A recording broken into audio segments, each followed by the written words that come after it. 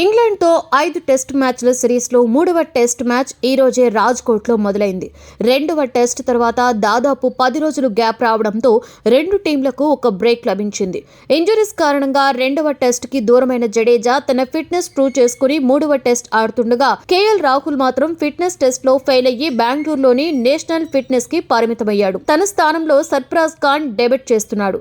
మొదటి రెండు టెస్టుల్లో నిరుత్సాహపరిచిన శ్రేయాస్ అయ్యర్ ని సెలెక్టర్లు పక్కన పెట్టారు. తన స్థానంలో రజిత్ పాటిదార్ ను ఆడిస్తున్నారు. కేఎస్ భారత స్థానంలో ధ్రువ్ జురాల్ కూడా ఇండియా తరఫున డెబ్యూట్ చేస్తున్నాడు.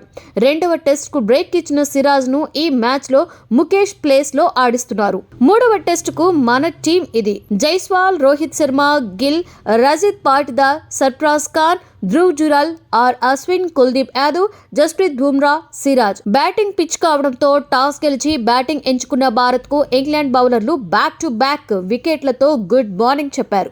ఈ సిరీస్ లో తొలిసారి ఇద్దరు పేసర్లతో ఆడుతున్నటువంటి ఇంగ్లాండ్ టీం భారత్ బ్యాట్స్మెన్ ను సెటిల్ కానివ్వలేదు. 4వ ఓవర్లో మార్క్ వుడ్ జైస్వాల్ ను 10 పరుగులకే అవుట్ చేసి ఈ సిరీస్ లో తన ఖాతా ఓపెన్ చేసుకున్నాడు. తన మరుసటి ఓవర్లోనే గిల్ ను 0కే అవుట్ చేసి టీమిండియాను కంప్లీట్ డిఫెన్సివ్ పొజిషన్ లోకి నెట్టేశాడు. 9వ ఓవర్లోనే స్పిన్నర్ ను దింపినటువంటి ఇంగ్లాండ్ కెప్టెన్ బెన్ స్టోక్స్ కు first test hero Tom Harley తన మొదటి ఓవర్లతోనే కొత్త బ్యాట్స్మెన్ రజిత్ పాటిదార్ ను అవుట్ చేసి భారత్ ను మరింత కష్టాల్లోకి నెట్టేశాడు. 9 ఓవర్లలో 33 పరుగులకే 3 వికెట్లు కోల్పోయిన టీమిండియా బ్యాటింగ్ లో కొన్ని మార్పులు చేసి డెబ్యూటెంట్లను కాకుండా జడేజాను పంపారు. వీరు టీం కి బ్యాక్ బోన్ లా వ్యవహరించారు.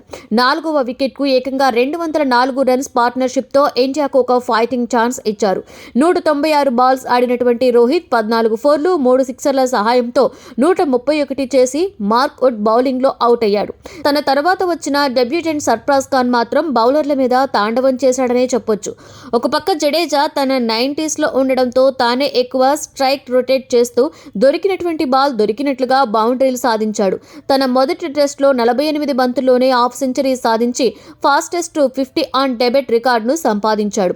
99 పరుగులతో ఉన్న జడేజా ఇచ్చినటువంటి ఒక బ్యాట్ కాల్ ను రన్అట్ అయినటువంటి సర్ఫరాజ్ ఖాన్ 66 బంతులలో 62 స్కోర్ కి వెనుదిరగవలసి వచ్చింది. 5వ వికెట్ కు 77 పరుగుల పార్ట్నర్షిప్ లో 62 పరుగులు సర్ఫరాజ్ వి అంటేనే అర్థం చేసుకోవచ్చు తను ఏ మైండ్ సెట్ తో ఆడాడు అని. తన పార్ట్నర్ ను రన్అట్ చేసిన బాధలోనే తన సెంచరీ పూర్తి చేసిన జడేజా తన 4వ సెంచరీని కూడా సరిగ్గా సెలబ్రేట్ చేసుకోలేదు. ఇండియా ఆట ముగిసే సమయానికి 5 వికెట్ల నష్టానికి 326 పరుగులు చేసింది.